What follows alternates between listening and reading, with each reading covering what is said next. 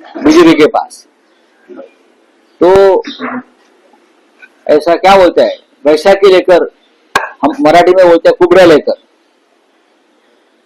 अब उनके जो पार्टी के जो कोई है साथी सिंधेगढ़, उनके 20-25 लोग चुनकर आए हैं, वो उनको बंद करके रखा है। ताजमहल होटल का जेल बना दिया है पूरा। ताजमहल होटल जो है ताज लैंड्स एंड, वहां जेल बना दिया है। वहां और जो गेस्ट रहते हैं उनकी कंप्लेंट आ रही है कि हमको भी कैद खाने में रखा है। तो एक मोदी जी की सरकार यहाँ है, चल रही है। देवेंद्र फडणवीस जैसा एक मजबूत मुख्यमंत्री यहाँ है, होम मिनिस्टर यहाँ है, फिर भी अपने कॉर्पोरेटर्स को कैद खाने में रखना पड़ रहा है। ये किसका डर है मोदी? डर तो है ना, ये डर किसका है एक बार बता दीजिए कि अपने लोगों को क्यों बंद करके रखा है। हमारे नगर सेवक जो है खुले अपने घर में है, मातोश्री पे आते हैं, मीटिंग करते हैं, चले जाते हैं, हमको किसी का डर नहीं। सर, मुंबई में बिहार भवन बनाया जाएगा, ऐसी खबरें सामने आ रही है। मेयर बनने वाला है ऐसा कह रहे हैं, उनके पास भी नहीं है। देखिए ना, देखिए बीजेपी वाले उनकी मेयर की बात करते हैं। एकनाथ शिंदे के पास पूरे 30 नगर सेवक नहीं है कॉर्पोरेटर, वो उनकी मेयर की बात करते हैं। अब जिनको बनाना है वो बना लेंगे। हम लोग है ना, अभी भी जिंदा है टाइगर। अभी भी शिवसेना के पास और उनके साथियों के पास एक ऐसा आंकड़ा है जो उनको चैलेंज कर सकता है। लेकिन कभी कभी मजा भी लेना चाहिए ना, तो ये मजा लेने की बात चल रही है हमारे खेमे में। सर, मुंबई में बिहार भवन जाएगा, उसके लिए 300 करोड़। तो टाइगर अभी जिंदा है कह रहे हैं, और हमारे बिना कैसे बनेगा यहाँ मेयर। आपको बता दूं कि मेयर का नाम तय हुए बिना मुख्यमंत्री देवेंद्र फडणवीस विदेश चले गए हैं। वो दावोस में वर्ल्ड इकोनॉमिक फोरम में शामिल होने के लिए गए हैं। तो वहीं बीजेपी के दूसरे बड़े नेता राष्ट्रीय अध्यक्ष के चुनाव के लिए दिल्ली में हैं। चुनाव हो चुका, अब चुनाव निर्विरोध होना था, हो गया, घोषणा भी हो गई। नितिन नवीन राष्ट्रीय अध्यक्ष बन गए इधर बीजेपी के। लेकिन क्या इन लोगों की गैर मौजूदगी में एकनाथ शिंदे को राहत नहीं है? क्योंकि उनके पार्षद अब भी, जैसा बता रहे हैं यहाँ पर संजय राउत, की होटल में कैद हैं, ताज होटल में कैद हैं, जिसे संजय राउत ने जेल करार दिया है। संजय राउत ने बिल्कुल सही सवाल उठाया है कि नरेंद्र मोदी बीजेपी का मेयर चाहते हैं, लेकिन उन्होंने ये नहीं बताया कि कैसे होगा। क्योंकि अगर बीजेपी का मेयर बनना होता तो अब तक उसका ऐलान हो जाता, मगर एकनाथ शिंदे के कारण बीजेपी अटकी हुई है और बीजेपी के कारण शिंदे फंसे हुए हैं। हालांकि आज एकनाथ शिंदे ने ताज होटल में अपने नवनिर्वाचित पार्षदों से मुलाकात की। इसके बाद शिंदे ने कहा कि मुंबई म्युनिसिपल कॉर्पोरेशन में ग्रैंड अलायंस यानी महायुति का मेयर होगा। शिंदे ने यह भी कहा है कि ठाणे, कल्याण, डोंबिवली और उल्लासनगर समेत जहां भी हमने ग्रैंड अलायंस के तौर पर मिलकर चुनाव लड़ा, वहां हमारी जीत हुई और वहां हमारा ही मेयर बनेगा। मतलब मुंबई ही नहीं बल्कि बाकी जगहों पर भी जहां महायुति की जीत हुई है वहां मेयर महायुति का बनेगा। लेकिन महायुति में किस दल का मेयर बनेगा, इस बारे में शिंदे चुप हैं। शिंदे ने खुद के लिए तो उप मुख्यमंत्री पद स्वीकार कर लिया था, उनको मुख्यमंत्री पद से हटा दिया गया। जिस वक्त भाजपा को उनकी जरूरत थी उस वक्त भारतीय जनता पार्टी ने इनको मुख्यमंत्री बनाया। लेकिन जब भारतीय जनता पार्टी थोड़ा आगे बढ़ी चुनाव में, विधानसभा चुनाव में, पिछले विधानसभा चुनाव में, आपको याद होगा 2024 के आखिर में जो चुनाव हुआ था, उसके बाद इनको मुख्यमंत्री पद से उठा के उप मुख्यमंत्री पद की कुर्सी पर बैठा दिया गया। गृह मंत्रालय भी इनसे छीन लिया गया। लेकिन क्या उनके पार्षद यानी जो एकनाथ शिंदे हैं, उनके पार्षद भी इसी तरह झुकना स्वीकार करेंगे? क्योंकि एकनाथ शिंदे अभी तक तो भाजपा के सामने, नरेंद्र मोदी के सामने और यहां तक कि देवेंद्र फडणवीस के सामने ये झुकते हुए नजर आते हैं। वैसे आपको बता दूं कि बीएमसी मेयर पद के लिए आरक्षण श्रेणी यानी जिसमें ओपन यानी सामान्य कैटेगरी, फिर एससी, एसटी, ओबीसी या महिला, यह तय करने के लिए 22 जनवरी को लॉटरी निकाली जाएगी। लॉटरी के बाद उसी दिन या अगले दिन अधिसूचना जारी की जाएगी, जिसके बाद 7 दिनों की नोटिस अवधि के बाद मेयर चुनाव होगा।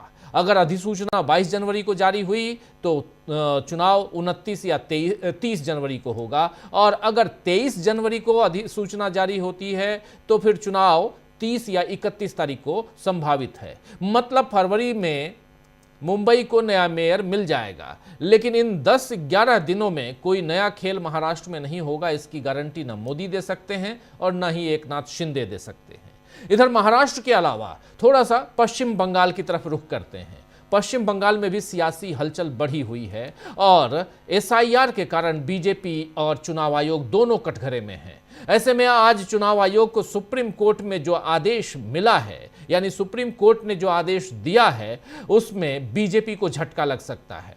दरअसल सुप्रीम कोर्ट ने कहा है कि चुनाव आयोग को यह समझना चाहिए कि पश्चिम बंगाल में चल रहे एसआईआर की वजह से लोग कितने टेंशन में हैं, तनाव में हैं।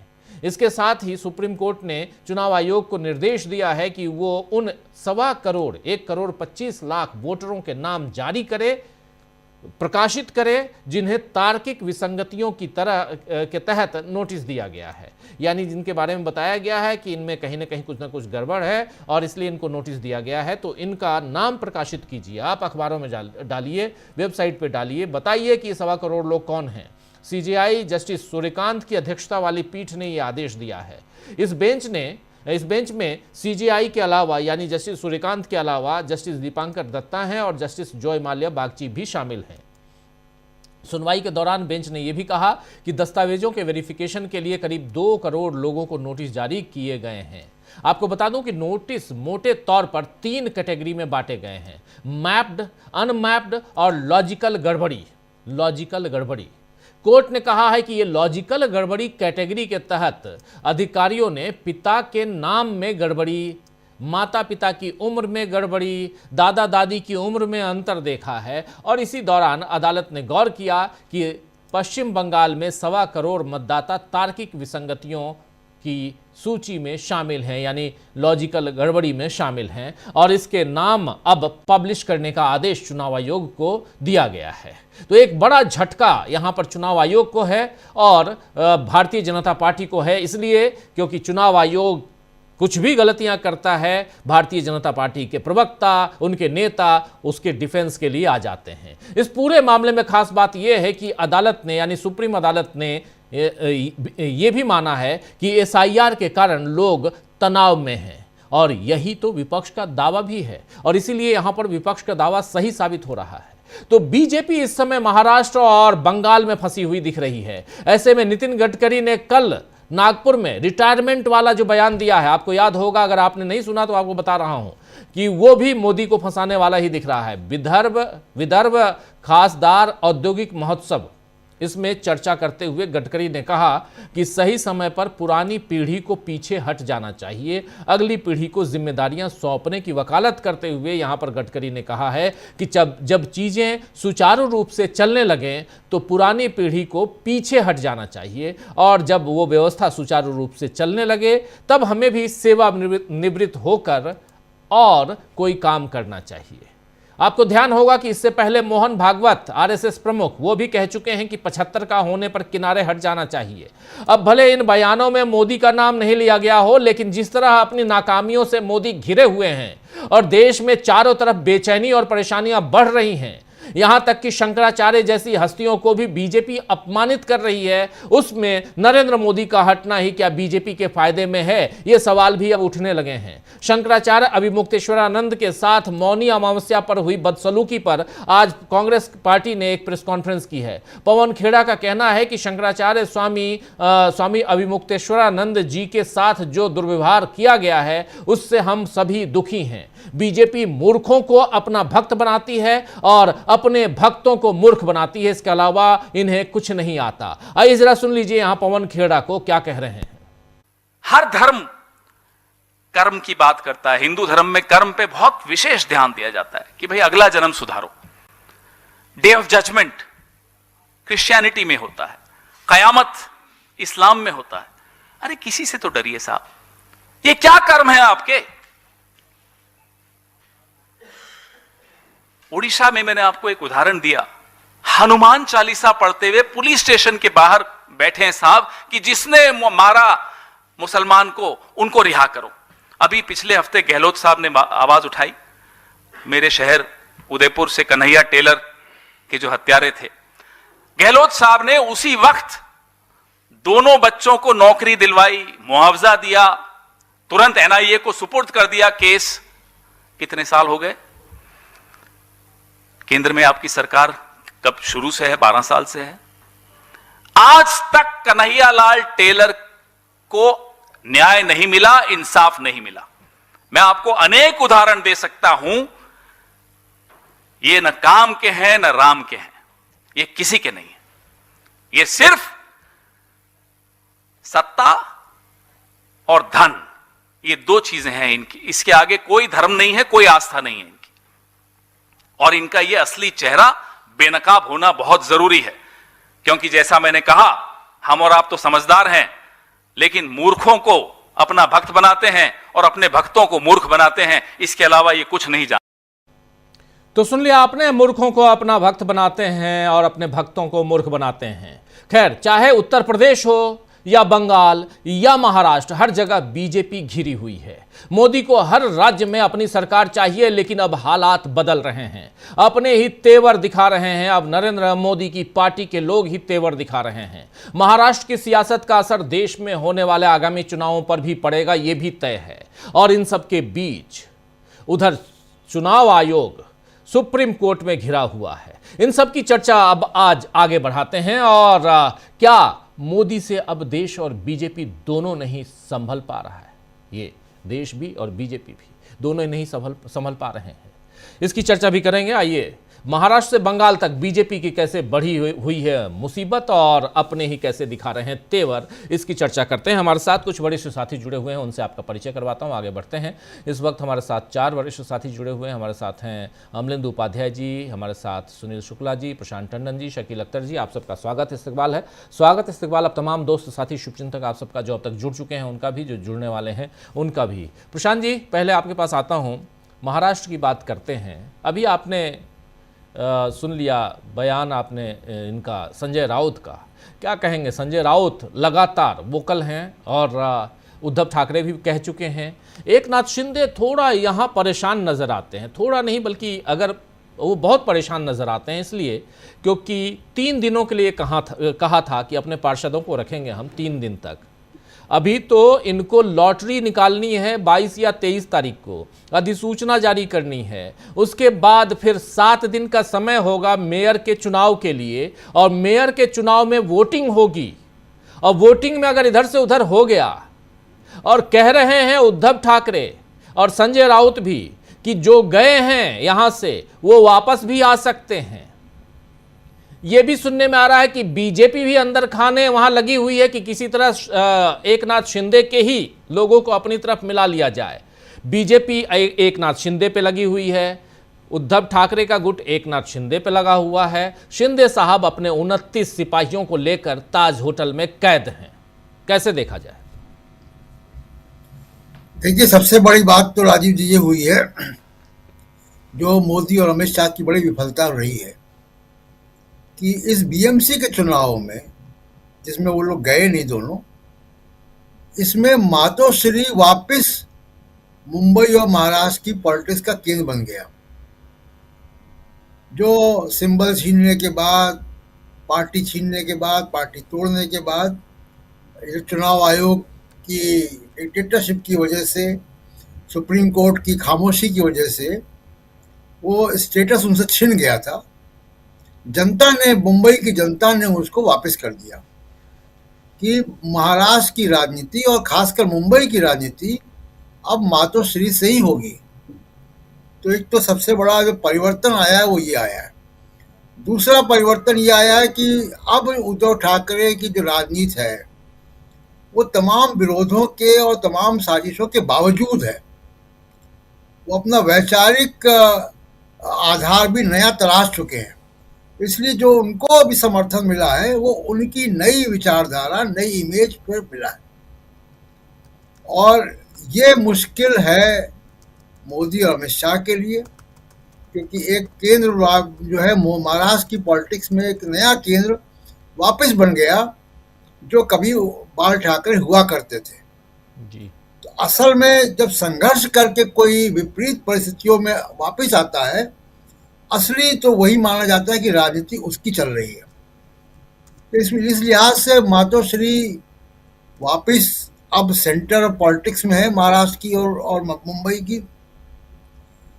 उद्धव ठाकरे, अच्छा, जो एकनाथ शिंदे 29 अपने पार्षदों को लेकर 5 स्टार होटल में, बहुत महंगे होटल में टिके हुए हैं, तो जाहिर सी बात है कि 29 लोग हैं तो 29 कमरे भी होंगे या ज़्यादा होंगे। जी 5 स्टार का खाना पीना नाश्ता भी महंगा होता है, हम सब जानते हैं। अब कौन सा कोई इनकम टैक्स इनसे पूछेगा कि ये पैसा कौन दे रहा है उसका, ये पैसा कहाँ से आ रहा है उनके पास, ये बिल कौन भर रहा है उनके? इसकी भी तो जांच होनी चाहिए ना, कि इसकी भी जांच नहीं होगी कि 5 स्टार होटल में अगर हफ्तों हफ्तों अगर आप रखने के लिए सक्षम है तो इसका मतलब है कुछ आपके पास सोर्स ऑफ इनकम है। कोई एकनाथ शिंदे अपनी फिक्स डिपॉजिट तोड़ के तो बिल नहीं जमा करेंगे उसका। ये बहुत सारी बातें राजनीति में हम लोग टेकन फॉर ग्रांटेड ले लेते हैं जी कि पॉलिटिकल पार्टी है तो वो तो 5 स्टार होटल बुक कर सकते हैं। कहाँ से बुक कर सकते हैं? कोई एक व्यक्ति बहुत पैसे भी कमाता हो, वो भी अगर एक सप्ताह 5 स्टार होटल में रुकेगा तो उसका बैंक बैलेंस खाली हो जाएगा।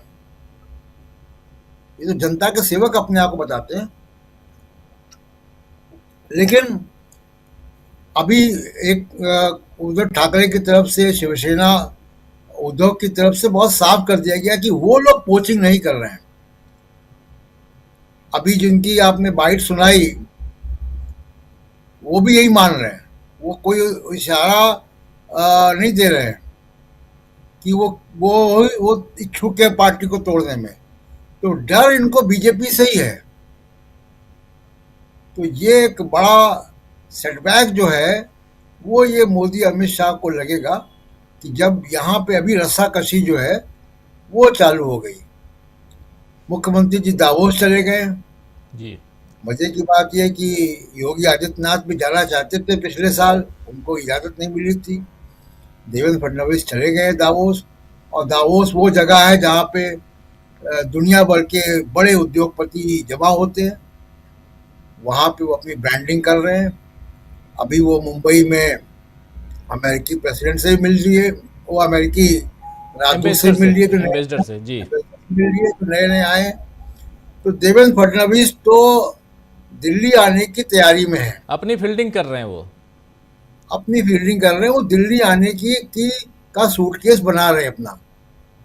अब बीजेपी जाने, बीजेपी के काम जाने।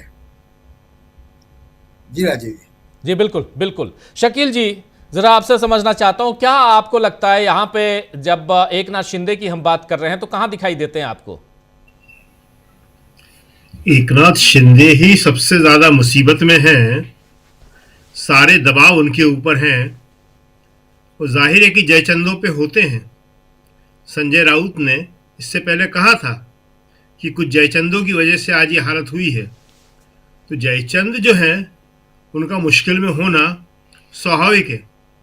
अगर वो ठीक तरीके से नहीं मानेंगे तो देवेंद्र फडणवीस, मोदी जी उन पर सख्ती भी कर सकते हैं। ये जो खर्चे वो कर रहे हैं उसकी जांच भी हो सकती है। ऐसा नहीं है कि ईडी कहीं एक ही जगह पहुंचेगी। ईडी न भी पहुंचे तो ईडी की धमकी पहुंच सकती है। एकनाथ शिंदे ने जो खेल खेला है उसका खामियाजा उन्हें भुगतना ही पड़ेगा, उससे बच नहीं सकते। देखिए हुआ क्या है, महाराष्ट्र के चुनाव में बीजेपी ने एकनाथ शिंदे को बहुत हल्के में ले लिया, लेकिन फिर भी उनके 29 नगर सेवक जो हैं वो जीतने में कामयाब हो गए। बीजेपी सोच रही थी कि जिस तरह से उसने बिहार में या महाराष्ट्र विधानसभा चुनाव में एक तरफा जीत हासिल करी है, ऐसी यहाँ भी कर लेगी। लेकिन यहाँ पे उसको रोकने के लिए उद्धव ठाकरे थे। हमने पिछली बार बताया था कि उद्धव ठाकरे जो है उनकी एक छवि जो है बंबई में और ख़ास तौर से महाराष्ट्र में बहुत निखर के सामने आई है। वहाँ इस वक्त ऐसा कोई भी नेता नहीं है जो छवि के मामले में, इमेज के मामले में उद्धव ठाकरे का मुकाबला कर सके। शरद पवार कभी बहुत बड़े स्टालवर्ट कहलाते थे, लेकिन अब वो धीरे धीरे खत्म होने की कगार पे जा रहे हैं। उनके और उनके भतीजे के बीच दोस्ती और दुश्मनी के जो संबंध रहे, उससे लोगों को उन पे शक पैदा होने लगा कि वो क्या कर सकते हैं। उद्धव ठाकरे पे या शिवसेना उद्धव पे एक ही आरोप था कि ये जो है अडानी के खिलाफ नहीं बोलते, मगर इस बार उन्होंने साफ बोल दिया। राज ठाकरे ने बोला पहले, उद्धव ठाकरे की पार्टी में आने के बाद, मतलब साथ समझौता होने के बाद। फिर संजय राउत ने बोला कि अडानी को बंबई नहीं लेने देंगे। ये जो मैसेज है, ये सबसे बड़ा मैसेज है कि मुंबई जो है मुंबई वालों की है, देश की है, महाराष्ट्र की है, सबकी है, लेकिन अडानी की नहीं है। एक पूरा शहर अडानी का हो जाए, इससे बड़े आश्चर्य की, दुख की और देश के लिए खतरनाक बात और कोई हो नहीं सकती। तो एकनाथ शिंदे जो है आज बहुत बड़ी मुसीबत में है। वहां मेयर बनने के लिए ये जो लड़ाई हो रही है, उसका एक कारण सबको मालूम है कि जो बीएमसी है उसका बहुत बड़ा बजट होता है। देश की सबसे बड़ी महानगर पालिका है वो, और वहाँ पे जो कब्जा करता है तो वो तीसरी ताकत के रूप में उभर के सामने आता है। केंद्र सरकार है, राज्य सरकार है और उसके बाद बीएमसी है जी। लेकिन वहाँ पे जो एक सवाल है वो सबसे बड़ा है कि बीजेपी जो है अपने सहयोगी दलों के साथ, जिन्होंने उसे आगे बढ़ाया है, जिन्होंने उसे रास्ता दिया है, जगह दी है, किस तरह व्यवहार करती है और क्या ये हमेशा चल सकता है। राहुल कल हरियाणा जा रहे हैं। हरियाणा में याद होगा कि हरियाणा में भी एक गुट ने चौटाला के बीजेपी का साथ दिया था। उसके बाद पिछले चुनाव में उसको उठा के फेंक दिया गया, उसे पूछे ही नहीं गया। इसी तरह यहाँ मुख्यमंत्री थे एकनाथ शिंदे महाराष्ट्र में, उनके नेतृत्व में चुनाव लड़ा गया, वो जीता गया, उनसे कहा हट जाइए आप। बिहार बचा हुआ है और उसके कारण है, वो कारण सामाजिक न्याय के कारण है। सामाजिक न्याय एक ऐसा मुद्दा है जहां मोदी जी ज्यादा हस्तक्षेप कर नहीं सकते। वहां पे सामाजिक न्याय के आधार पे नीतीश कुमार बचे हुए हैं, नीतीश कुमार बने हुए हैं। नहीं तो नीतीश कुमार भी इस बार जाने वाले थे और जाएंगे वो 6 महीने, साल भर, इससे ज्यादा नीतीश कुमार को मोदी जी रखने वाले नहीं हैं। दूसरी एक खास बात और है, हम बता दें कि राहुल का जो कल का टूर है वो बड़ा इम्पोर्टेंट है। हरियाणा का वैसे तो लगातार चल रहा है, आज केरल में थे वो, कल रायबरेली में होंगे वो, परसों हरियाणा में होंगे वो। तो ये इसके बारे में हम अगली बार बात करेंगे कि उनके क्या मायने हैं। लेकिन ये एक बात बता दें कि जब ये मोदी जी के अंतर्विरोध सामने आ रहे हैं, बीजेपी के अंतर्विरोध सामने आ रहे हैं और वो उनकी दीवारें खुद ढहने के कगार पे हैं, तो ऐसे में राहुल की सक्रियता और ज्यादा बढ़ गई है।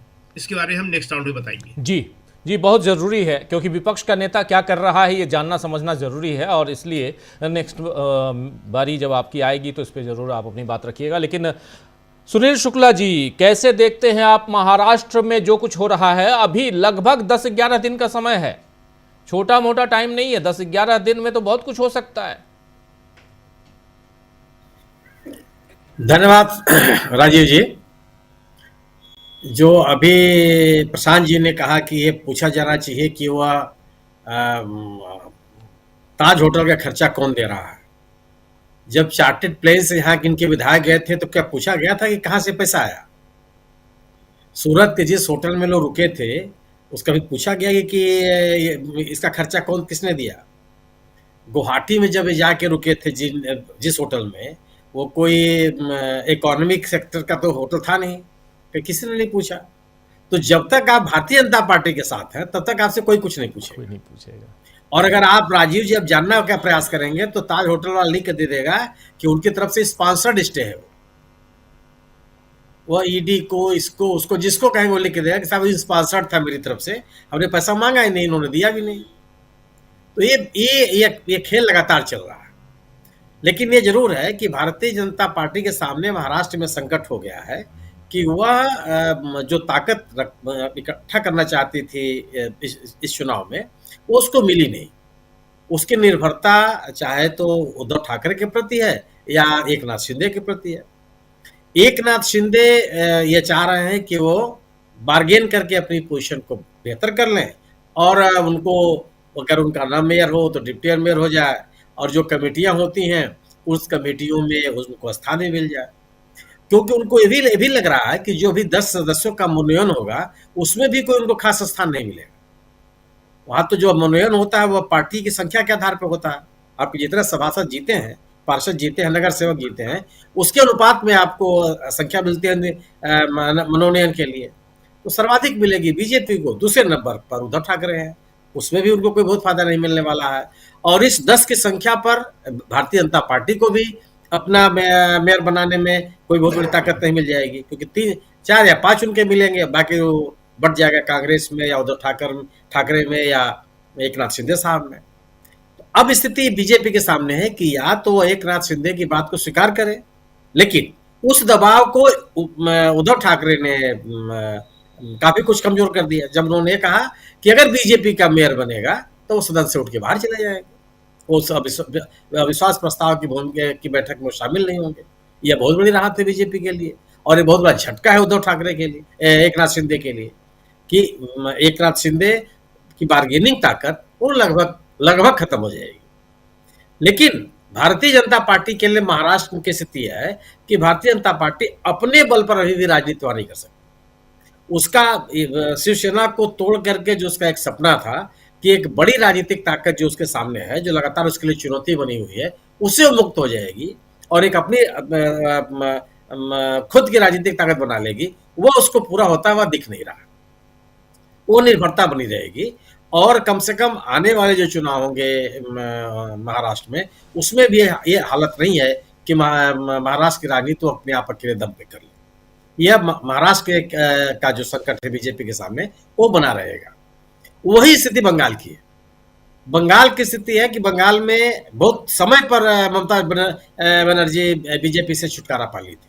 आप याद कीजिए कि ममता बनर्जी चुनाव लड़ चुकी हैं बीजेपी के साथ, वो उनके सरकार में रह चुकी है एनडीए की। ये ममता बनर्जी हैं जिन्होंने, जब वो एनडीए के साथ थी तब उन्होंने इन्हीं घुसपैठियों का सवाल उठाया था। याद कीजिए आप 2005 में जब इन्होंने लोकसभा से इस्तीफा दिया था तो उनका मुद्दा वही था कि घुसपैठियों पर चर्चा होनी चाहिए। लेकिन बड़े समय से उन्होंने अपने आप को अलग कर लिया और एक अलग ताकत के रूप में उभरी। लेकिन को जब तक वामपंथियों से या कांग्रेस से लड़ना था, वो भारतीय जनता पार्टी के साथ रही। आप याद कीजिए कि आरएसएस की बैठकों में भी गई हैं, आरएसएस के द्वारा जो कार्यक्रम आयोजित किए गए थे उसमें भी हो गई। लेकिन बड़े सलीके के साथ उन्होंने बड़े समय पर भारतीय जनता पार्टी से दूरी बनाई और वो अब एक जो गैर भारतीय जनता पार्टी की राजनीति है उसको वो बंगाल में चला रही है। भारतीय जनता पार्टी के सामने मुसीबत यह है कि जिन मुद्दों को लेकर के वह पूरे देश पर राजनीति करती है, वह बंगाल में परवाह नहीं चल रही है। जो करने का प्रयास करती है उसमें ममता बनर्जी आक्रामक तरीके से उसके सामने खड़ी हो जाती है। कोई सहयोगी उसके पास मिल नहीं रहा है। बड़ी मेहनत करके उन्होंने एक टीएमसी के नेता को, कबीर साहब को बड़े तैयार किया, वो भी, उनकी भी कहानी खत्म हो गई, वो भी आगे नहीं बढ़ पाए।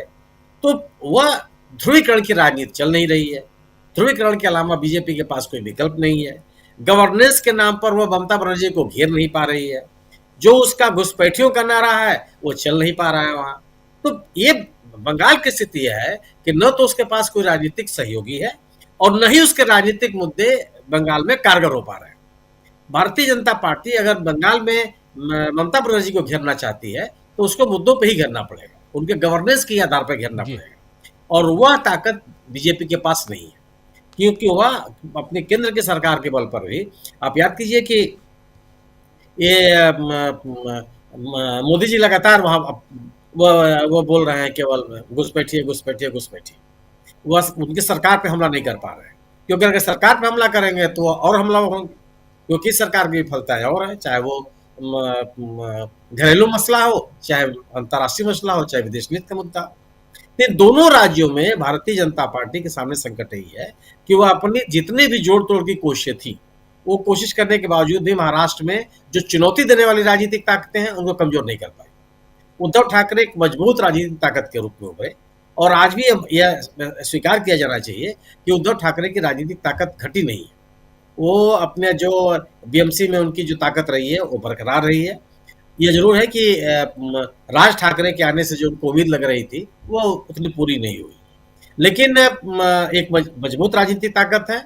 और वह राजनीतिक ताकत जब पार्टी तोड़ दिया गया, पार्टी के आर्थिक स्रोत सुखाने की कोशिश किए गए, तमाम उनके नेताओं को अपनी पार्टी में बीजेपी ने मिला लिया। अभी इस चुनाव में उनके उम्मीदवारों के साथ तमाम उनके उम्मीदवारों को तोड़ा गया, केंद्रीय एजेंसियां उनके खिलाफ लगाई गई, कुल जितने भी प्रयास हो सकते थे, बावजूद इसके उद्धव ठाकरे की राजनीतिक ताकत खत्म नहीं हुई। तो महाराष्ट्र में एक जो स्थिति है वो बनी हुई है, और बंगाल की हालत वही है कि बंगाल में भी भारतीय जनता पार्टी अपने मुद्दों को आगे नहीं बढ़ा पा रही है। क्या वो और किस बिना पर आगे बढ़ेगी तो आने वाला समय बताएगा, लेकिन उसका जो परंपरागत तरीका रहा है उस आधार पर वो बीजेपी बंगाल में अपना पैर जमाती हुई दिखती नहीं है। बिल्कुल बिल्कुल बिल्कुल आप सही कह रहे हैं। यहाँ पर बंगाल की बात हम करेंगे, आने वाले समय में बहुत होगी बंगाल की बातें, लेकिन महाराष्ट्र को थोड़ा सा फोकस करना चाहता हूँ इस चर्चा में। और महाराष्ट्र भी आने वाले समय में काफ़ी फोकस में रहने वाला भी है, और ख़ासकर 10-12 दिन और देवेंद्र फडणवीस का चले जाना। और इस बीच अभी एक ट्वीट किया है इन्होंने, संजय राउत ने। उस ट्वीट में संजय राउत कह रहे हैं कि प्रधानमंत्री मोदी का विदेश में स्वागत किया जाता है, ठीक वैसे ही जैसे मुख्यमंत्री देवेंद्र फडणवीस का ज्यूरिख में स्वागत किया गया था। ये हर मराठी व्यक्ति के लिए खुशी की बात है। नगर निगम चुनावों में भारी जीत के बाद फडणवीस का दिल्ली के सबसे ऊंचे पद तक का सफ़र शुरू हो गया लगता है। जो कह रहे थे प्रशांत जी, आपकी बात को दोहरा रहे हैं यहाँ पे संजय राउत। अभी ट्वीट किया उन्होंने, और वहाँ दावोस में फडणवीस का स्वागत हुआ। वहाँ के भारतीय जो लोग वहाँ हैं वो लोग एयरपोर्ट पे स्वागत कर रहे हैं। तो ये स्वागत कैसे करवाया जाता है आप सब जानते हैं। और अब अगर फडणवीस का स्वागत दावोस में हो रहा है तो इसका मतलब है कि नरेंद्र मोदी को भी एक विकल्प चाहिए, और या उनकी पार्टी को विकल्प चाहिए। नरेंद्र मोदी तो हटना चाहते नहीं हैं। अमलेंदु जी, कैसे देखा जाए इस पूरे घटनाक्रम को? और बहुत इतना आसान नहीं है, इस एक चुनाव बीत गया और इस चुनाव को बस ऐसे खारिज कर दीजिए, चलो जी किसी का कोई मेयर बन जाएगा, ऐसा नहीं होने वाला है। हो सकता है कि सब कुछ वैसे ही हो जैसे अभी महायुति है, उसके पास 118 सीटें हैं, आराम से उनकी सरकार बन जाएगी, यानी वहाँ उनका मेयर बन जाएगा। ये हो सकता है, इसमें दो राय नहीं है। लेकिन उसी महाराष्ट्र में अगर उद्धव ठाकरे, और उसी बीएमसी में उद्धव ठाकरे, उसी मुंबई में उद्धव ठाकरे को नकारा नहीं गया बल्कि अच्छी तरह से स्वागत किया गया। 65 सीटें कम नहीं होती हैं। और अगर साथ दोनों देख लीजिए, एकनाथ शिंदे और इनको मिलाकर, तो ये सीटें कहाँ जाती हैं ये भी आप देख लीजिए। और 94 जाती हैं ये सीटें, ये तब जबकि अलग अलग हैं, और साथ लड़ते तो कुछ और होती, स्थितियां दूसरी होती जो आज तक होती आई हैं पिछले लगभग 3 दशकों में। इसलिए आपसे समझना चाहता हूं कि क्या इतना आसान है, और क्या इस बात को एकनाथ शिंदे नहीं जानते? क्योंकि और किसी ने तो अपने पार्षदों को ताज होटल में नहीं ठहराया है, एकनाथ शिंदे ने ही क्यों ठहराया है? और अगले 10 दिनों तक खर्च कौन देगा, ये सवाल तो पूछ रहे थे प्रशांत टंडन जी, बिल्कुल सही पूछ रहे थे कि ताज होटल में सिर्फ 29 कमरे नहीं होंगे, कम से कम 35-40 कमरे होंगे, और उन कमरों का खर्चा कौन दे रहा होगा? और सुनील शुक्ला जी ने सही कहा कि अगर पूछेंगे तो वो कहेंगे कि ये तो स्पॉन्सर्ड है। लेकिन ओवरऑल एकनाथ शिंदे की सियासत, क्या यहां से बहुत बड़ी चुनौती उनके सामने है? राजीव जी, मुझे लगता है कि शिंदे से ज्यादा बड़ी चुनौती बीजेपी के सामने है। कहा तो नीतीश कुमार को शिंदे बनाने चले थे और शिंदे को बना दिया नीतीश कुमार। अब नीतीश कुमार जो थे राजीव जी, पर उनके बारे में यही चल रहा था कि शिंदे बना दिए जाएंगे, इनका भी जो है इंटर के बाद हाई स्कूल करा दिया जाएगा। शिंदे के बारे में यही था। अब देखिए राजीव जी, ये 89 जो है ये कैसा गजब का आंकड़ा है। बिहार में भी इस 89 ने जो है वो फंसा दिया बीजेपी को, और महाराष्ट्र में भी 89, बीएमसी में भी। अब ये 89 जो है, मुझे लगता है कि राजीव जी 8 और 9 का मामला जो है, मोदी जी कहेंगे अब चुनाव आयोग से भाई कुछ भी करो मगर ये 8 और 9 का संयोग मत करो, वरना ये कुर्सी छोड़नी पड़ती है। अब देखिए बिहार में छोड़नी पड़ी ना, आखिरी समय तक था कि नीतीश कुमार को पलटी मतलब करा दी जाएगी, शीर्षासन करा दिया जाएगा, इंटर के बाद हाई स्कूल करा दिया जाएगा। लेकिन आखिरी समय में नीतीश कुमार बचा कर ले गए खुद को। अब वहां जो है अब हाथ मलते हैं, रोज बात करते हैं, सब कुछ करते हैं, लेकिन चीजें जो है नीतीश कुमार के हाथ में। तो फिलहाल राजीव जी, एकनाथ शिंदे और बीजेपी दोनों जो है आपस में सांप छछूंदर का खेल हो गए हैं। दोनों एक दूसरे के लिए छछूंदर है। शिंदे भी चाहे तो बीजेपी को छोड़ के जाए तो कहाँ जाए, और बीजेपी अगर शिंदे को तोड़े तो दुनिया में क्या मुंह दिखाए, ये भी तो है। फिर अगर शिंदे के पार्षदों को तोड़ती है बीजेपी, तो सारी दुनिया कहेगी भाई जिसके साथ रहते हो उसी के साथ ये करना शुरू कर देते हो। उद्धव ठाकरे के साथ किया, उनके घर में शिंदे पैदा किए, अब शिंदे के घर में भी शिंदे पैदा कर रहे हो।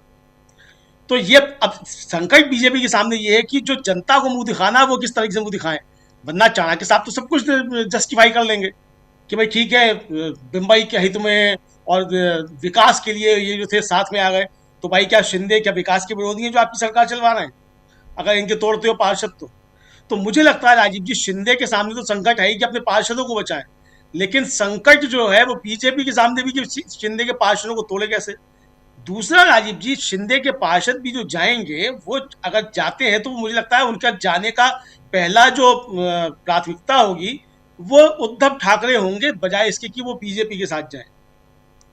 और वो इसलिए होगा कि मराठी मानुष का मुद्दा ये समझ में आ गया है कि वो काम कर रहा है। उद्धव ठाकरे का ब्रांड जो है मराठी मानुष के नाम पर वो कायम है।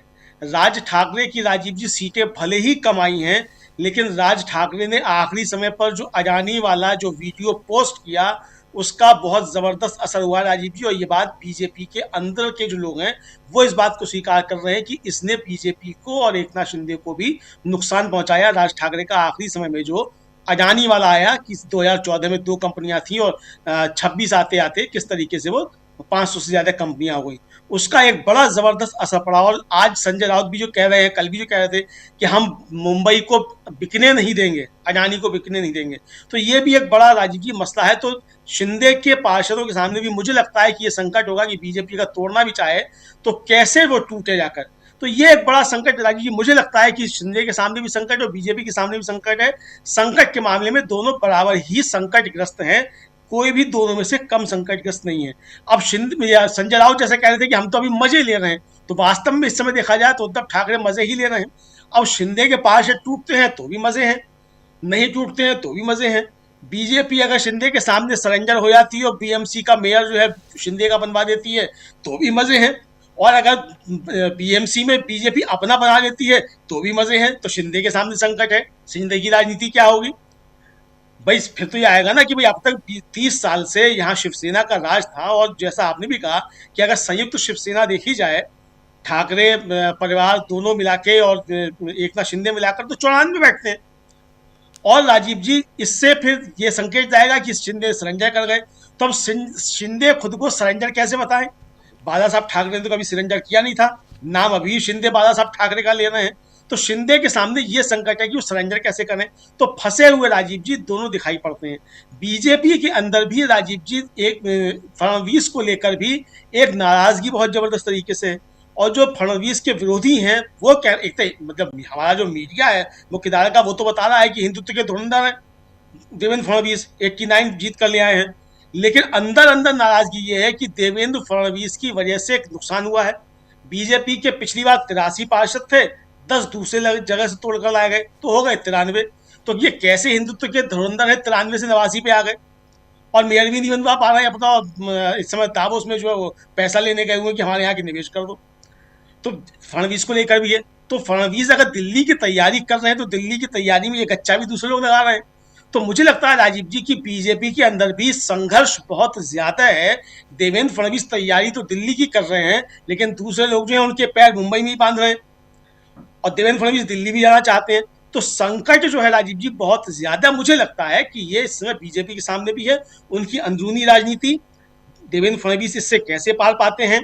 फिलहाल मुझे लगता है कि अमित शाह का शायद सहयोग नहीं मिल रहा है फडणवीस साहब को, और अगर मिलेगा तो फिर ईडी भी पूछेगी एकनाथ शिंदे से कि पैसा कहाँ से खर्च कर रहे हो, और अगर मिलता है सहयोग तो ईडी नहीं पूछेगी। जो प्रशांत जी कह रहे थे कि ईडी क्यों नहीं पूछती इनसे, तो अमित शाह जी क्या करते हैं ये भी देखना होगा राजीव जी, क्योंकि अगर दिल्ली का रास्ता तय कर रहे हैं फडणवीस जी तो किसकी राह में कांटे बिछाएंगे, तो ये भी देखना है। तो मुझे लगता है राजीव जी कि शिंदे के हाथ में इस समय विन विन सिचुएशन दिखाई पड़ती है फिलहाल। बाकी अब आगे क्या होगा, फडणवीस से कितने बड़े धुरंधर हैं, ये आने वाला समय बताएगा। लेकिन मुझको लगता है कि अगर शिंदे के ऊपर आशीर्वाद है दिल्ली का, तो फडणवीस शायद उनको झुकना पड़े, और बीजेपी का केंद्रीय नेतृत्व भी शायद ये करे कि फिलहाल फडणवीस को झुकाने के लिए मुंबई बीएमसी को छोड़ दे। ऐसा भी राजीव जी हो सकता है, मुझको लगता है। जी, देखते हैं आगे आगे होता है क्या। लेकिन धनंजय जी उसी मुंबई से जुड़े हुए हैं हमारे साथ, वो और बेहतर बताएंगे। आपका स्वागत है धनंजय जी इस कार्यक्रम में। और चल क्या रहा है, शिंदे साहब कब तक रखेंगे अपने पार्षदों को ताज होटल में? बढ़िया है, महीने 2 महीने रहें तो बढ़िया, खाना वाना मस्त 5 स्टार का।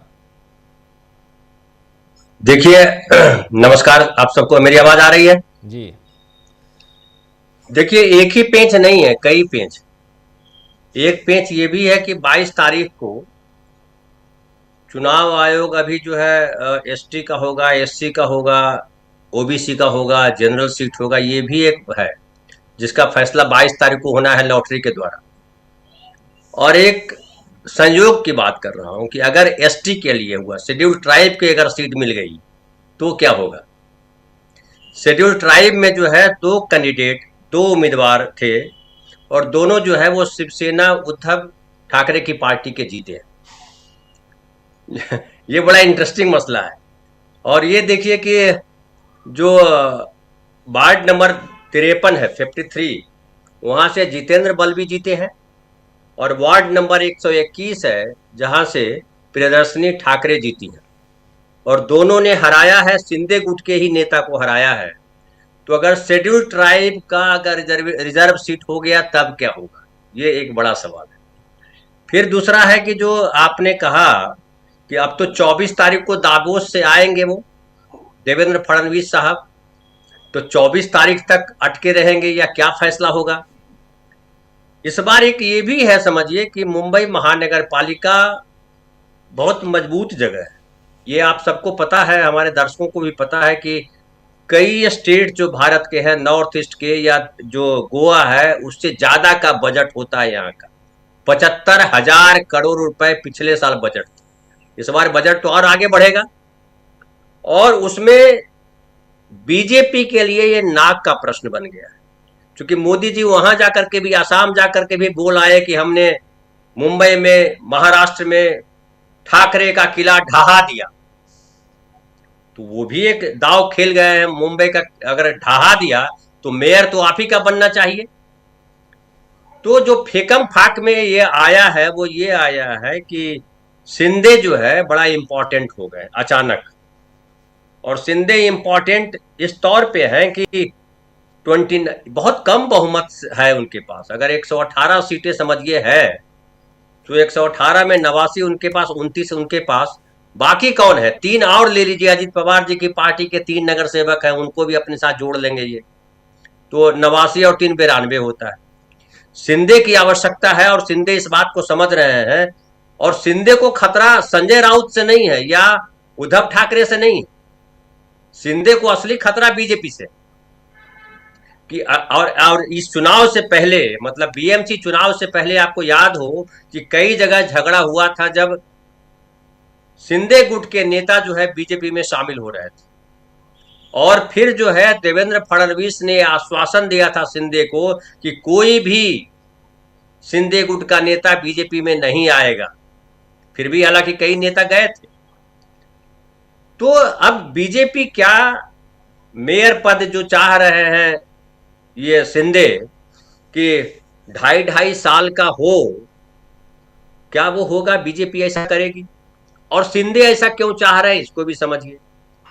शिंदे को अब तक ये प्रोजेक्ट किया गया कि ये उद्धव ठाकरे को खत्म कर देंगे, कर दिया। विधानसभा चुनाव याद कीजिए। और असली शिवसेना शिंदे ही है, क्योंकि शिंदे के पास चुनाव चिन्ह है, शिंदे के पास शिवसेना नाम है। तो असली शिवसेना बेसिकली शिंदे हैं। सारे कार्यकर्ता इनके पास, खाली नेता ही नहीं, कार्यकर्ता भी इनके पास है। शिवसेना का मतलब मुंबई होता रहा। मुंबई हमेशा शिवसेना के लिए बड़ा इंपॉर्टेंट रही। लेकिन जो चुनाव परिणाम आए हैं उसमें इनके पास 29 सीट ही आई और उद्धव के पास 65 सीट आई। तो लगभग दोगुना से ज्यादा हो गई सीटें।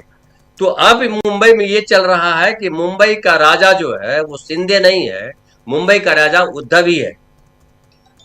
और उद्धव की पार्टी के नगर सेवक जो है किसी होटल में नहीं है, वो स्वतंत्र घूम रहे हैं। संजय राउत ने भी ऐसा कहा और ऐसी कोई खबर भी नहीं है। शिंदे 29 जो है वो वहां है, तो उसकी एक और वजह बताई जा रही है कि बेसिकली शिंदे को यह डर है कि हो सकता है बीजेपी तोड़ दे, और वैसी स्थिति में शिंदे जो नेगोशिएट करना चाहते हैं वो नेगोशिएट न कर पाए। और शिंदे ये चाह रहे हैं कि भले हमको महाराष्ट्र के मंत्रालय में या महाराष्ट्र की सरकार में थोड़ी कम अहमियत हो, क्योंकि वो अहमियत ज्यादा चाह रहे थे, वो अजित पवार के आने से इनकी अहमियत और कम हो गई। तो ये चाह रहे मुंबई म्युनिसिपल कॉर्पोरेशन में इनका वर्चस्व बना रहे, एक तो मराठी के मुद्दे पर, क्योंकि अब ये बात आएगी कि मराठी मुद्दे पर शिंदे ने मराठियों के साथ धोखा किया, और जो मुंबई है वो गुजरातियों के हवाले कर दिया। राज ठाकरे ने जो अपना भाषण किया था और बताया था कि किस तरीके से अडानी ने कब्जा कर लिया है मुंबई पे, महाराष्ट्र पे, देश पे, तो मुंबई बड़ा इंपॉर्टेंट है। मुंबई में जिस तरह से धारावी का प्रोजेक्ट हो या मुंबई एयरपोर्ट की बात हो रही है, छत्रपति शिवाजी टर्मिनस और डोमेस्टिक एयरपोर्ट की मिलाने की बात हो रही है। उसके अलावा ढेर सारे जो है वो सहारा की जमीनें हैं वो अडानी के पास है। उसके अलावा कई सारे रीडेवलपमेंट के प्रोजेक्ट्स जो है वो लिए हैं अडानी ने। तो मुंबई में ढेर सारा बिल्डिंग कंस्ट्रक्शन के प्रोजेक्ट भी चल रहे हैं अडानी के, और बिल्डिंग का खेल जानते हैं मुंबई में कितना महत्वपूर्ण है, क्योंकि बहुत पैसे हैं उसमें।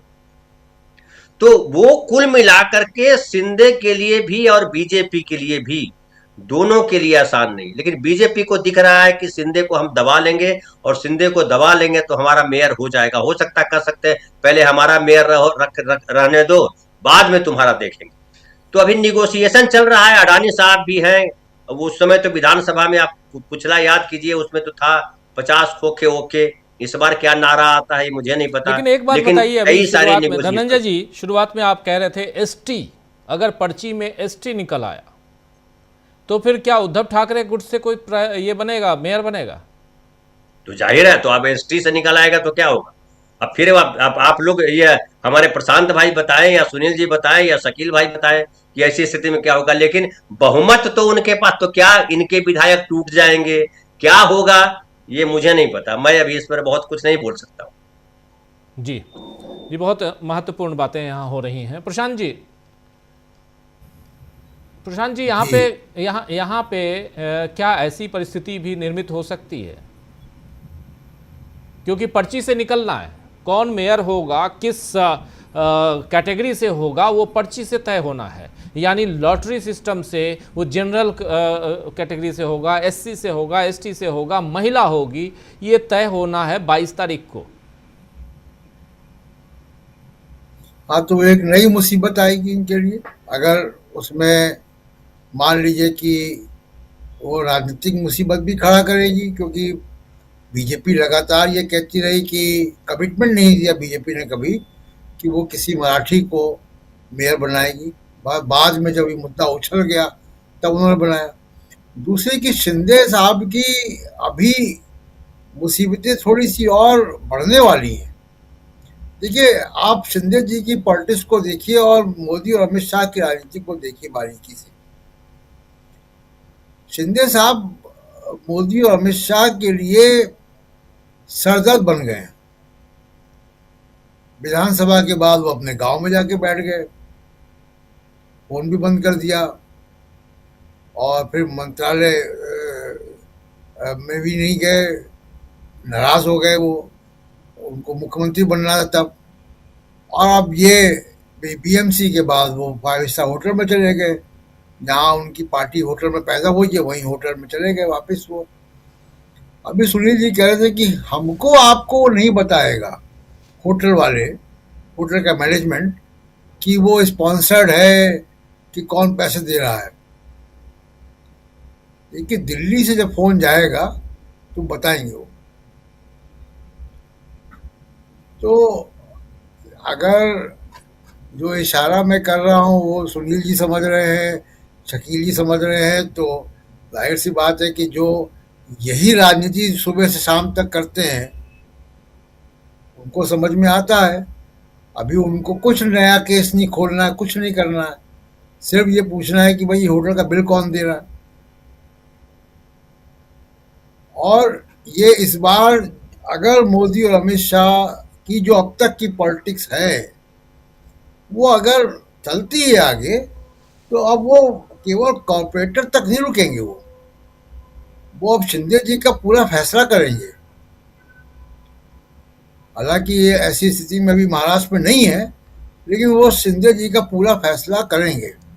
और एक नई मुसीबत और है कि जब इनका पार्टी का सिंबल लिया था चुनाव आयोग ने और मशाल मिल गया था शिवसेना उद्धव ठाकरे को, तब सुप्रीम कोर्ट में केस गया था जी। उद्धव ठाकरे ने केस किया था। इसी 21 तारीख को यानी परसों उस केस की सुनवाई भी है।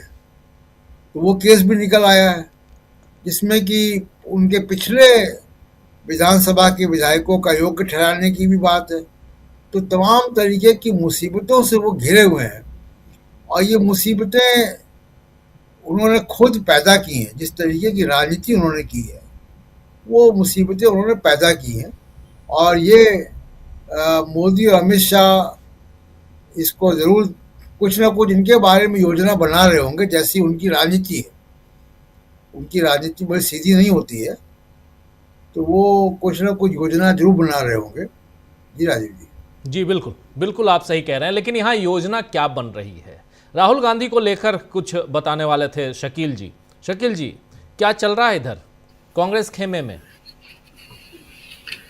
देखिए, हम जो बता रहे थे वो ये था कि जो स्थितियां बन रही हैं, जिस तरह मोदी जी के बीजेपी के अंतर्विरोध सामने आ रहे हैं और जिस तरह बीजेपी के अंदर से चाहे दबी हो कुछ आवाजें आ रही हैं, उस स्थिति में राहुल का सक्रिय होना और अति सक्रिय होना बड़ा मायने रखता है।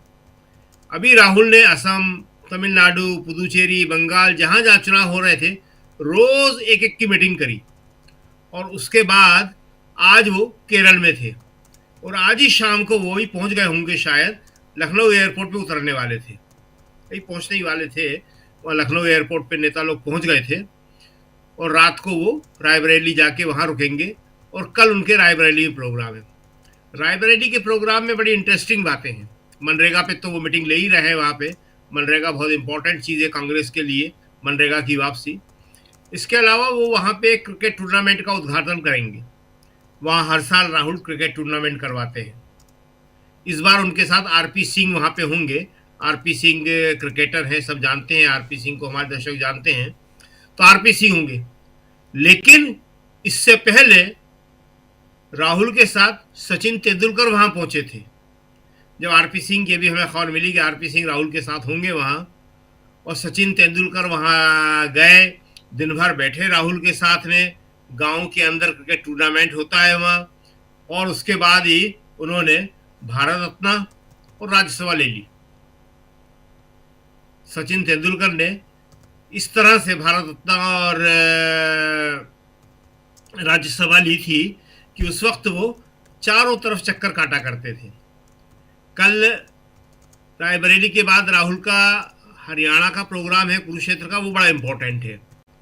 जो संगठन की बात राहुल कर रहे हैं, तो वहाँ हरियाणा और उत्तराखंड दोनों जगह के जिला कांग्रेस अध्यक्षों की एक ट्रेनिंग प्रोग्राम चल रहा है जो 13 तारीख से चल रहा है। इसके बारे में मीडिया ज़्यादा बताता नहीं है, इसलिए लोगों को मालूम नहीं पड़ता। बीजेपी का कुछ होता सब मालूम पड़ जाता है कि उनके प्रशिक्षण शिविर लग रहे हैं, ये हो रहा है। तो 13 से 22 तक वो चल रहा है, तो राहुल उसमें जा रहे हैं। तो हम जो बात बता रहे थे उसमें सबसे महत्वपूर्ण बात यह है कि बीजेपी के जो अंतर्विरोध हैं उनको मीडिया ढक लेता है, उनको बताता सॉरी उनको बताता नहीं है। आज जो है पवन खेड़ा की प्रेस कॉन्फ्रेंस से पहले कांग्रेस के जो राजस्थान के अध्यक्ष है डोटासरा, गोविंद डोटासरा, उन्होंने एक बड़ी इंपॉर्टेंट प्रेस कॉन्फ्रेंस करी सुबह 10 बजे आके। और टीकाराम जूली जो वहां पे विधायक दल के नेता है, विपक्ष के नेता है, उन्होंने कि वहां पे 45 लाख वोट अचानक काट दिए। अभी 3 जनवरी तक वो बता रहे थे कि सब कुछ ठीक चल रहा था, लेकिन फिर जैसा कि होता है बीजेपी का दबाव आया तो 45 लाख वोट एक झटके में काट दिए। तो उन्होंने अच्छा किया कि उसको नोटिस में लाया, बताया, मीडिया उसको कितना दिखाएगी कितना बताएगी ये एक अलग मुद्दा है, लेकिन वो बात एक संज्ञान में आना बहुत जरूरी थी कि हर जगह, राजस्थान में भी जहां अभी दूर दूर तक कोई चुनाव नहीं है, वहां पे भी यही खेल चल रहा है। जहां चुनाव है वहां तो समझ में आता है कि बंगाल में कर रहे हैं साहब ये, लेकिन राजस्थान में क्यों कर रहे हैं अभी से? लेकिन वहां पे भी वो इसी तरह की कार्रवाई कर रहे हैं। हर जगह से वो अपनी जो उनके पसंद के वोटर नहीं है उन्हें हटा रहे हैं, जो उनकी पसंद के वोटर हैं वो उन्हें जोड़ रहे हैं। इसके अलावा जो अभी आप बता रहे थे गडकरी का बयान रिटायरमेंट का, तो वही महाराष्ट्र में एक बड़ा इंटरेस्टिंग बयान मोहन भागवत का भी आया है। देखिए अब किस तरह की बातें हो रही हैं। आरएसएस के 100 साल हो गए, कभी आरएसएस बीजेपी को चलाती थी, कभी आरएसएस मात्र संगठन कहलाती थी और वो इन सब के ऊपर नियंत्रण रखती थी। आज भागवत मुंबई में कह रहे थे कि मैं और मोदी दोनों धर्म के अनुसार चलते हैं। मोदी से अपनी समानता करके वो स्वीकृति पाना चाह रहे थे। कभी बीजेपी के नेता जो हैं आरएसएस से स्वीकृति पाते थे, वहां से मान्यता लेते थे, लेकिन आपको याद होगा नड्डा ने कह दिया था, निशिकांत दुबे ने कह दिया था कि अब हमें जरूरत नहीं है आरएसएस की। तो लगता है वो दिन आ गया शायद, और इसलिए मोहन भागवत को भी ये बात मालूम पड़ गई है कि अब जो है सर्वो सर्वा जो है वो मोदी बन गए हैं। आरएसएस के अंदर भी इस बात की चर्चाएं होंगी, जरूर होंगी, कि क्या मोदी इतने ताकतवर हो गए हैं अब कि हमारे भागवत जी उनके बराबर खड़े होकर गर्व महसूस कर रहे हैं कि मैं और मोदी जी धर्मानुसार आचरण करते हैं, धर्म के अनुसार चलते हैं। मोदी जी कितने धर्म के अनुसार चलते हैं ये अभी आप बता रहे थे। क्या हुआ माघ मेले में, किस तरह शंकराचार्य का अपमान हुआ। आज पवन खेड़ा ने उसी की अपनी प्रेस कॉन्फ्रेंस की थी और उन्होंने आधार बताया, कारण बताया क्यों शंकराचार्य के खिलाफ है। क्योंकि कोविड में जब नदियों में लाशें तैर रही थी तो शंकराचार्य जी ने सवाल उठाया था। जब कुंभ में भगदड़ हुई थी, लोग मरे थे, तो शंकराचार्य जी ने सवाल उठाया था। और 40 साल से कभी उनको माघ में स्नान करने से नहीं रोका गया। और अब आप देखो कि शंकराचार्य को ही खलनायक बनाने के लिए पूरा गोदी मीडिया और भक्त आ गए हैं। उन्हीं के ऊपर आरोप लग रहे हैं कि ये करते थे, इन्होंने ये करा, और इन्होंने जो है वहाँ जो मध्य प्रदेश के छतरपुर के जो बागेश्वर महाराज हैं उनके खिलाफ ये बोला। बागेश्वर महाराज को इनके मुकाबले में खड़ा कर रहे हैं वो। तो हालत तो इतनी गंभीर हो गई है कि कोई भी अगर मोदी जी के खिलाफ बोलता है, कोई भी अगर बीजेपी के खिलाफ दिखता है, उसको खलनायक बनाने में 1 मिनट भी नहीं लगाते हैं। लेकिन ये स्थितियां अब जो हैं ज्यादा चलने वाली नहीं है। क्यों? क्योंकि जो ये आरएसएस को भी अगर झुकना पड़ रहा है तो इसका मतलब मोदी जी उतने ताकतवर नहीं है। उसका मतलब ये है कि आरएसएस कमजोर हो रही है। अगर आरएसएस कमजोर हो जाएगी, बाकी संगठन कमजोर हो जाएंगे, बीजेपी के नेता कमजोर हो जाएंगे, तो फिर कहीं ना कहीं से वो आवाजें उठना शुरू होंगी। जी राजीव जी। जी बिल्कुल बिल्कुल आप सही कह रहे हैं। यहाँ पर कांग्रेस पार्टी, आरएसएस, बीजेपी सबकी जो रणनीतियाँ और आने वाले समय में एक अलग पिक्चर हम देखेंगे। लेकिन पिक्चर की शुरुआत क्या महाराष्ट्र से होने जा रही है, और महाराष्ट्र का ये नगर निकायों के चुनाव, लेकिन ये चुनाव इतना इम्पॉर्टेंट क्यों है, और इस चुनाव में एकनाथ शिंदे को लेकर हम चर्चा कर रहे हैं। एक नई बात यहाँ धनंजय जी ने बताई है, उस उतनी सूक्ष्मता के साथ माइक्रो लेवल पे हम लोगों ने इस चीज़ को एनालाइज नहीं किया था। लेकिन SC ST में अगर ST वाले कैंडिडेट निकल आते हैं तो फिर क्या होगा, और फिर इधर एकनाथ शिंदे को लेकर भी बहुत सारी बातें हो रही हैं। इनकी सियासत किस दिशा में जा रही है, और इस बार जो हम लोग पहले भी कर चुके हैं सुनील जी, कि इस बार 2 पार्टियां खासकर जो तोड़ी गई, एक तरफ अजित पवार, दूसरी तरफ एकनाथ शिंदे, दोनों एक्सपोज हो गए हैं। कैसे इनके भविष्य को आप देखते हैं? क्या इनका हश्र भी वही होने वाला है जो इधर बीजेडी का हुआ, जो उधर मोरलेस नीतीश कुमार का हो चुका है, भले उस कुर्सी पे वो बैठे हुए हैं। लेकिन दूसरी तरफ अमलेंदु जी जो कह रहे थे कि 89 सीटें वहाँ बीजेपी को मिली हैं। देखिए संयोग है, 89 सीटें मिली हैं बिहार में और 89 सीटें बीएमसी में बीजेपी को मिली हैं। बिहार में बीजेपी सबसे बड़ी पार्टी होकर भी अपना मुख्यमंत्री नहीं बना पाई, बैठा पाई, और यहाँ सबसे बड़ी पार्टी होकर भी मेयर पद के लिए अभी तक घोषित तौर पर, ऐलानिया तौर पर ये नहीं कह रही है कि बीजेपी का ही मेयर होगा। कैसे देखा जाए?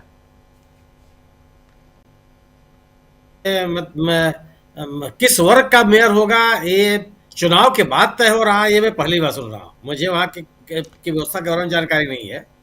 आमतौर पर चुनाव के पहले यह घोषित हो जाता है कि कौन सी नगर पालिका या कौन सी पंचायत या कौन सा नगर निगम किस कैटेगरी में आता है, जो हमने विभिन्न राज्यों में देखा है। बीएमसी में सुनील जी बीएमसी में लॉटरी निकालते हैं और इसमें जनरल कैटेगरी से लेकर एससी, एसटी, महिला, ये 4 अलग अलग वो हैं। शकील जी भी शायद इसमें कुछ जोड़ना चाहते हैं, फिर सुनील जी आपका। जी शकील जी। जहां पे डायरेक्ट मेयर का चुनाव होता है, नगर पालिका अध्यक्ष का चुनाव होता है, वहां पहले से तय हो जाता है। लेकिन जहां पे पार्षद चुनते हैं, ना शकील जी चाहे वो डायरेक्ट चुनाव हो चाहे इनडायरेक्ट, उत्तर प्रदेश में ही है। उत्तर प्रदेश में जैसे जिला पंचायत के अध्यक्ष का चुनाव होता है इनडायरेक्ट, वहां पे जो जिला पंचायत सदस्य होते हैं वो जिला पंचायत के अध्यक्ष को चुनते हैं। लेकिन वो किस कैटेगरी का होगा यह पहले से डिसाइडेड है, यह घोषित हो जाता है चुनाव के पहले, नोटिफिकेशन के समय ये घोषित हो जाता है। या मैं इस प्रक्रिया से परिचित नहीं था बीएमसी के, और संभवतः दिल्ली नगर निगम में भी यही स्थिति है कि वहां पहले से ही डिक्लेयर हो जाता है कि कौन सा वार्ड और कौन सा नगर कौन सी जो मेयर होगा वह किस कैटेगरी का होगा। ये मैं पहली बार सुन रहा हूं। अमलेंदु जो कुछ जोड़ रहे हैं। जी अमलेंदु जी। सुप्रीम कोर्ट में 21 तारीख को सुनवाई है आरक्षण को लेकर। सुप्रीम कोर्ट का आदेश था कि आप चुनाव करा लीजिए, हम 21 जनवरी को इस पर फैसला सुनाएंगे। तो वो सभी जगह का आरक्षण फंसा हुआ है। 40% नगर सेवकों के ऊपर तलवार लटकी हुई है कि उनकी कुर्सी जा भी सकती है अगर आरक्षण चेंज हो गया। राजीव जी ये है 21 जनवरी को सुनवाई, इसीलिए 22 तारीख, इसीलिए 22 तारीख चुनाव के बाद आरक्षण नहीं, मैं तो कह रहा चुनाव के बाद आरक्षण या कैटेगरी तय करना, ये तो कहीं से बात समझ में नहीं आती ना। ये कैसे लॉजिकल हो सकता है? जी धनंजय जी भी जोड़ रहे हैं इसमें। जी धनंजय जी। एक और चीज स्पष्ट कर देता हूँ जी। देखिए इसमें यह है कि अभी मैं पढ़ रहा था दिन में कि नगर विकास मंत्री की देख रेख में वो होगा, है ना, कि वो लॉटरी निकलेगी। एक ये, दूसरा ये है कि कैंडिडेट, जैसा कि आप लोग बात भी कर रहे थे, जो शकील भाई ने भी कहा और आपने भी कहा कि जिला अध्यक्ष की चुनाव और मेंबर करते हैं, वैसे ही नगर सेवक यहाँ मेयर का चुनाव करेंगे। तो अगर समझिए एसटी शेड्यूल्ड ट्राइब से अगर होता है कि शेड्यूल्ड ट्राइब के लिए रिजर्व हो गई सीट, दोनों विनिंग कैंडिडेट जो है वो है इसके पास, उद्धव के पास है। तो अब इनके पास कैंडिडेट ही नहीं है। एक स्थिति ये है, इस पे राय दीजिएगा। दूसरी स्थिति है कि क्या जो हारे थे जो लोग सिंधे की गुट से, उनको नॉमिनेट किया जा सकता है कि भैया अभी हो जाए, नॉमिनेशन होगा, बाद में इनको किसी सीट से लड़ा दिया जाएगा, कोई इस्तीफा देगा और वहां से नगर सेवक होगा, जैसे विधानसभा जैसे और जो दूसरी जगहों पे होता है। और तीसरी बात कि ये संभावना इसमें भी एक जो पेच फंसा हुआ है कि अगर मेयर का कैंडिडेट आता है, वैसी परिस्थिति में अगर सिंधे के नगर सेवक टूट के उधर चले गए, उन्होंने वोटिंग के समय वोट कर दिया, तब क्या होगा। ये कई सारे पेच है। ये 29 इसीलिए रखे गए हैं क्योंकि फाइनली ये है कि मराठी बनेगा या बीजेपी का बनेगा, ये बड़ा सवाल है। जी प्रशांत जी भी कुछ जोड़ रहे हैं। जी प्रशांत जी। जी धनंजय जी ठीक कह रहे हैं। ये 22 तारीख को लॉटरी होगी और ये लॉटरी से ही तय होगा कि एससी, जनरल, ओबीसी, एसटी इनमें से किस का मेयर बनेगा। ये है मुंबई के बीएमसी में, उनके बायलॉज में, और 22 को ये लॉटरी होगी। जी जी जी सुनील जी। ठीक है। हाँ शकील जी आप भी बोल जी। जो अभी धनंजय जी ने बताया, तो धनंजय जी भी आधी बात बता के आधी छुपा गए।